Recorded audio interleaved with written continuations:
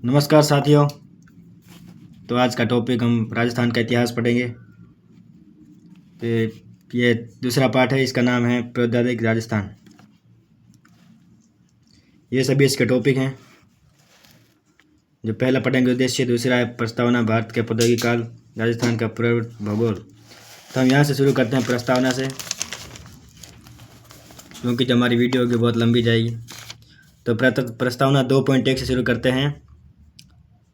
वर्तमान 12वीं शताब्दी के हमें यह जानकर अत्यंत आश्चर्य होता है कि मानव जाति ने इस धरती पर अपने अस्तित्व प्रारंभिक चरण से लेकर मध्यकाल, पाषाण काल तथा के समय में जो सामान्यतः भारत में 6 लाख वर्ष पूर्व 10,000 वर्ष तक माना जाता है, यानी कि जो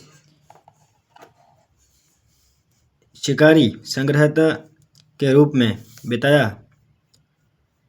कहने का तात्पर्य, मनुष्य ने नव पाषाण काल में खेती करना व कृषि करने के माध्यम से उत्पादन करना सीखा।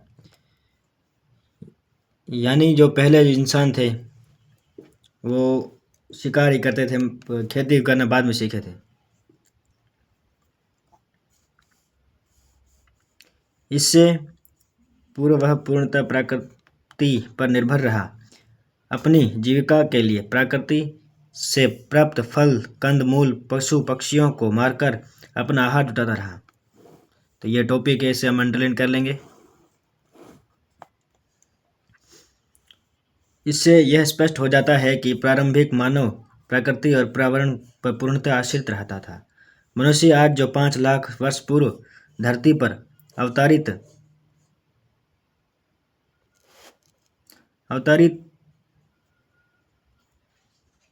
हो गया था और प्रातिहासिक में काल में भारत के विभिन्न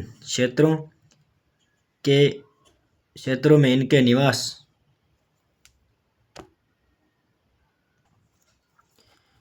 के प्रमाण मिले। इसलिए जानना अत्यंत आवश्यक है कि भारत में मानव इतिहास का निवास के बाद उसके औजार परंपरा में आए बदलाव के साथ साथ राजस्थान में प्रौद्योगिक संस्कृति के बारे में जानकारी प्राप्त की जाए।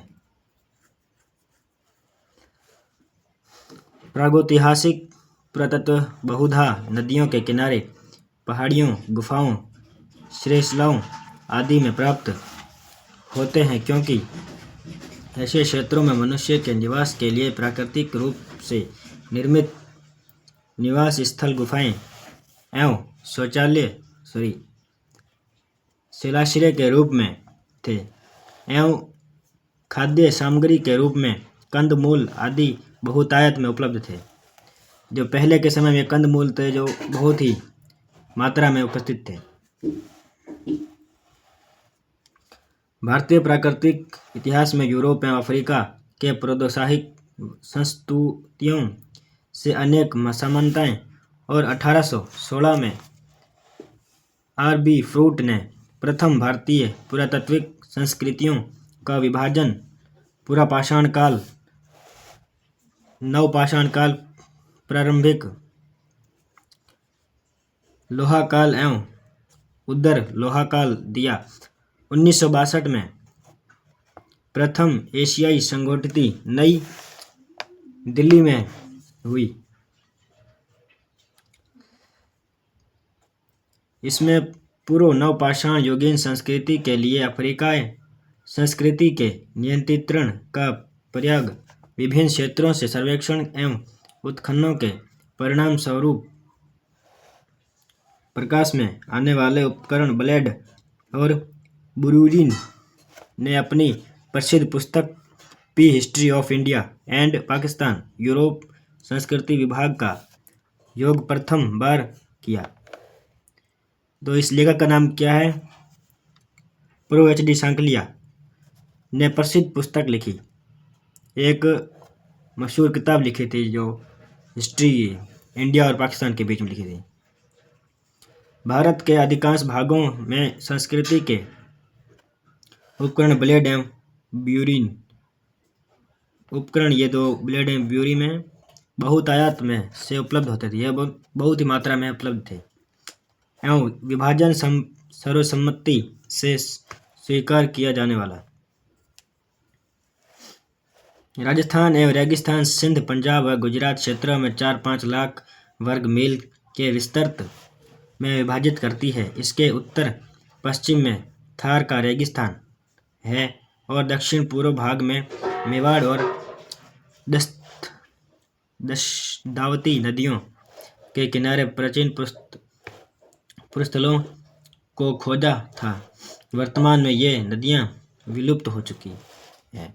दक्षिण पूर्व में माही व बनास नदियों के क्षेत्र में बनास संस्कृतियों के अवशेष मिलते हैं। राजस्थान के इस भूभाग में प्रांगणों का कई वैज्ञानिकों एवं पुरातत्वविदों ने अध्ययन करके यह पता लगाया है कि प्रागैतिहासिक काल में राजस्थान का भूभाग अधिक आर्द्र है।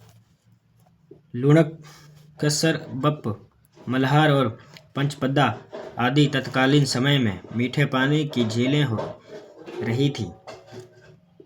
यह क्षेत्र मनुष्य के रहने के अनुकूल था, इसलिए प्रागैतिहासिक काल में मनुष्यों ने राजस्थान को अपना निवास स्थान बनाया। तो इस प्रकार मनुष्यों ने राजस्थान को, क्योंकि यहाँ पर खान पान की व्यवस्था अच्छी थी और फसलों की व्यवस्था अच्छी थी, तो इसलिए मनुष्यों ने राजस्थान को ही अपना निवास स्थल बनाया।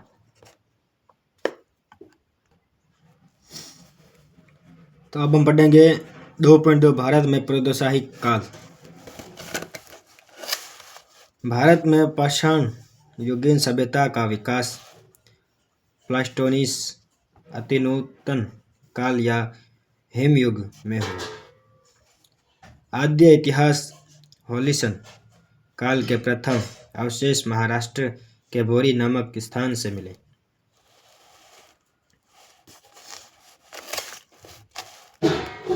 धरती के मानव की प्रथम उपस्थिति मध्य प्लास्टोनीसिन अर्थात 5 लाख वर्ष पूर्व की नई ठहरती है।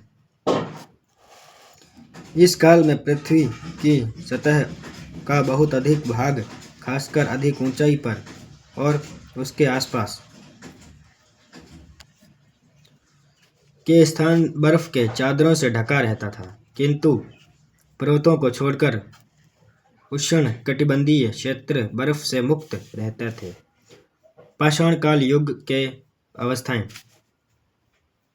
निम्न पुरापाषाण 5 लाख से 50,000 वर्ष पूर्व के बीच में। मध्य पुरापाषाण काल 50,000 से 40,000 वर्ष ईसा पूर्व के बीच में। और तीसरा उच्च पुरापाषाण काल 40,000 से 10,000 ईसा पूर्व के बीच में। भारतीय निम्न पुरापाषाण कालीन अध्ययन की दृष्टि से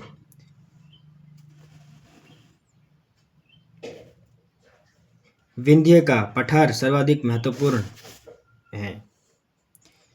इस क्षेत्र के अंतर्गत अहमदाबाद और मिर्जापुर जिले आते हैं।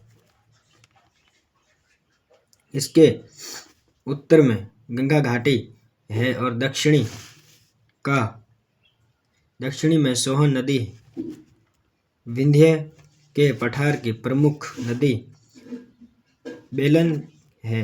इस क्षेत्र की पुरापाषाण कालीन संस्कृतियां पश्चिम भारत में पुरापाषाण कालीन संस्कृतियों की खोज को श्रेय डॉक्टर H.D. सांकलिया ने और V.N. मिश्रा को कहा जाता है। पश्चिमी भारत में माही, साबरमती, बेड़च, वागन, गंभीर, कदमाली, लूनी और नदियों के किनारे से एशुलियन परंपरा के उपकरण खोजे गए। स्थान के डीडवाना में क्षेत्र में डेक्कन कॉलेज पूना द्वारा किए गए शोध कार्य से अधिक ज्ञात होता है कि निम्न पुरापाषाण कालीन मानव राजस्थान में 3 से 3,90,000 वर्ष पूर्व कहा गया।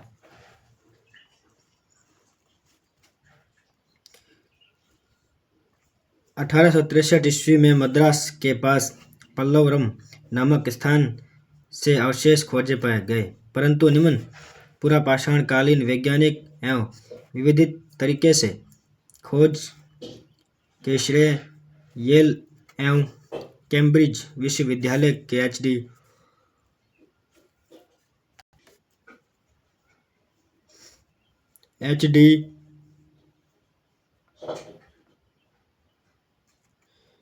टेराइटी पैटर्नस को कहा जाता है। इन्होंने कश्मीर घाटी, घोतवार को पठार मद्रास की